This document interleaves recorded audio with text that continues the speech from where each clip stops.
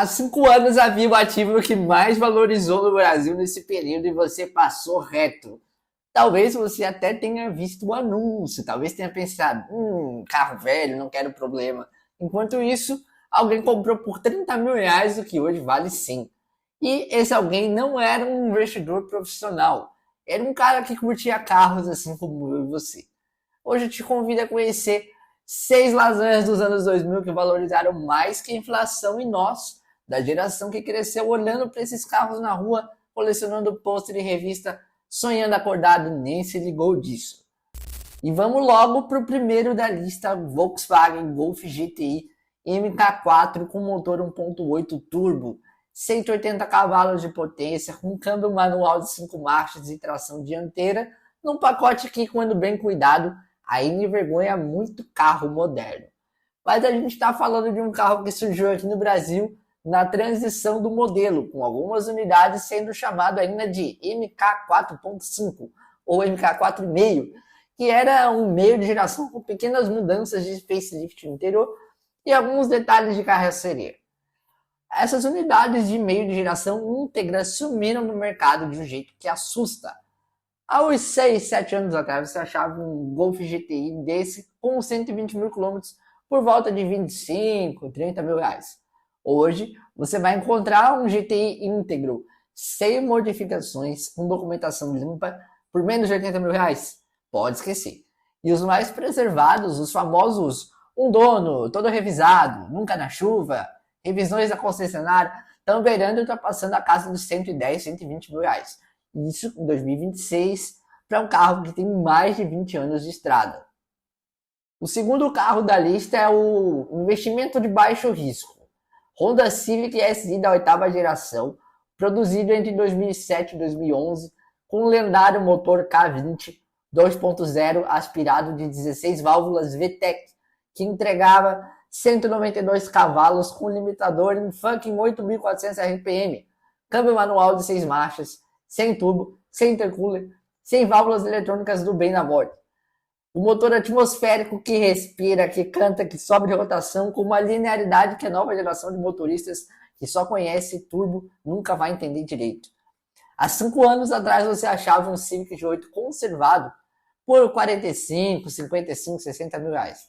Hoje, o patamar dos exemplares íntegros começa em torno de 100 mil e escala rápido conforme a procedência. Os que têm histórico de revisão, manual do proprietário, que vieram de proprietários que entendem o que eles têm na mão, chegam a passar dos 120 mil reais tranquilamente. E por que o K20 Z3 é um motor diferente? Bom, porque ele é a última geração de um DNA de engenharia que a Honda desenvolveu ao longo de décadas.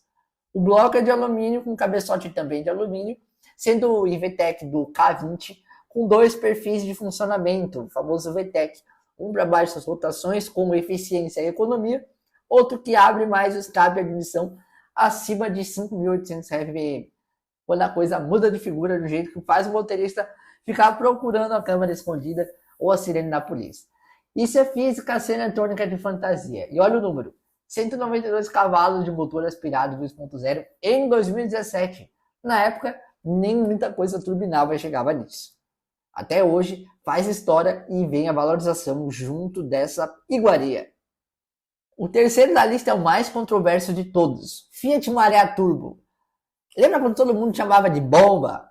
Pois é, motor 2.0 turbo de 20 válvulas, câmbio manual de 5 marchas, um carro que nos anos 2000 era sinônimo de explosão, gerou uma legião de vendedores desesperados e, consequentemente, preço de pinga no mercado de usado.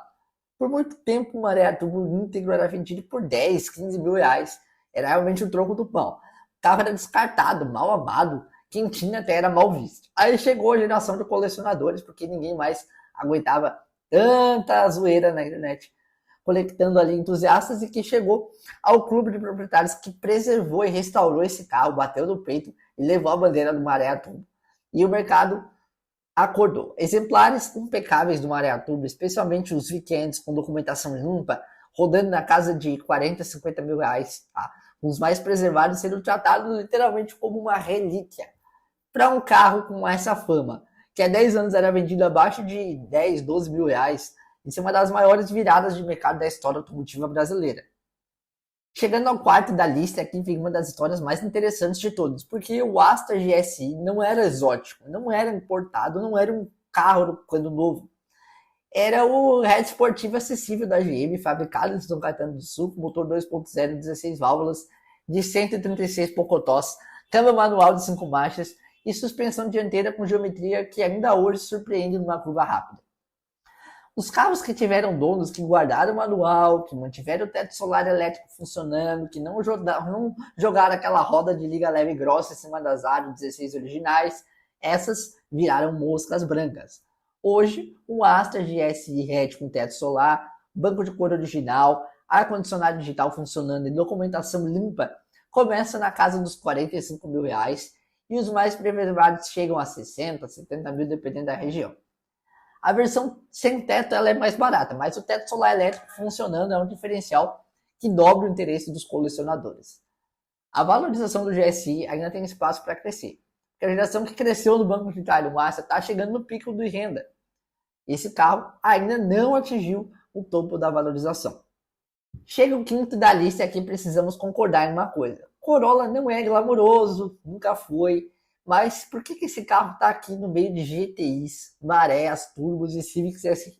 Bom, porque a versão com câmbio manual, sim, Corollinha de vovô, tinha câmbio manual, especificamente nas versões XEI com câmbio de 5 marchas e motor 1.8 de 136 cavalos com o sistema VVTi. Se tornou um achado raríssimo. Muitas pessoas nem conhecem esse tipo de câmbio manual no Corolla. A maioria dos brasileiros comprava o automático, né? O manual era uma minoria.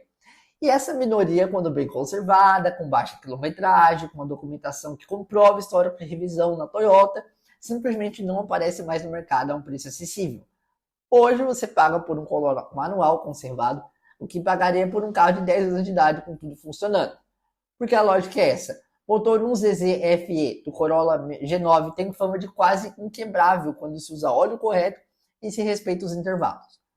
Um Corolla desses bem cuidado não desvaloriza. Em 2026 está na faixa de 45, 55, 60 mil reais, dependendo do ano da condição. E esse número só sobe porque os exemplares bons vão ficando mais raros a cada ano que passa. O sexto da lista é o mais subestimado de todos. Ford Focus de primeira geração, produzido no Brasil entre 2000 e 2009, especificamente as versões mais raras. Focus XR de 2003, que era uma série especial limitada a 360 unidades com motor 2.0 Zetec de 130 cavalos, rodas aro 16 originais, faróis escurecidos e um pacote estético que em 2003 era agressivo de verdade dos padrões daquela época. E as versões 2.0 Zetec com câmbio manual do período de 2000 a 2004, que usavam o motor 2.0 de origem inglesa, bloco sólido e com refino acima da época também. O Focus G1 é o carro da geração que cresceu nos anos 2000, lendo revista de automóvel e colocando pôster na parede. É o carro que parecia europeu no mercado cheio de hatch domésticos sem personalidade. E esse apelo emocional está chegando no ponto de maturação agora, em 2026, porque a geração que tinha 16 anos naquela época, quando o Focus foi lançado, está com seus 36, 37, 38 e com dinheiro no bolso. E eles querem o carro. O problema é que os exemplares bem conservados são pouquíssimos. O Focus G1 enferrujava, a lataria do fundo do bagageiro, as festas das dobradiças das portas traseiras e o interior do painel da porta do motorista são pontos clássicos de ferrugem. Então, um bem conservadinho vale a pena. Lá, o Focus XR de 2003, com as 360 unidades produzidas, está virando colecionável de nicho. Não é o mercado mais amplo, mas quem tem um XR preservado sabe que tem uma raridade na garagem. As versões comuns do 2.0 Zetec bem conservadinhas já estão na faixa de 30 a 50 mil reais. E a tendência é subir conforme os exemplares deteriorados vão saindo do mercado por morte natural ou ferrugem generalizada. O mercado de clássicos dos anos 2000 é real, é brasileiro, não depende de bolsa americana, não depende de câmbio de dólar e responde a um gatilho muito específico que é a nostalgia de uma geração inteira. E se esse vídeo te bateu essa nostalgia dos anos 2000, deixa um like e continua assistindo o canal, começando por esse vídeo que está aparecendo na sua tela agora.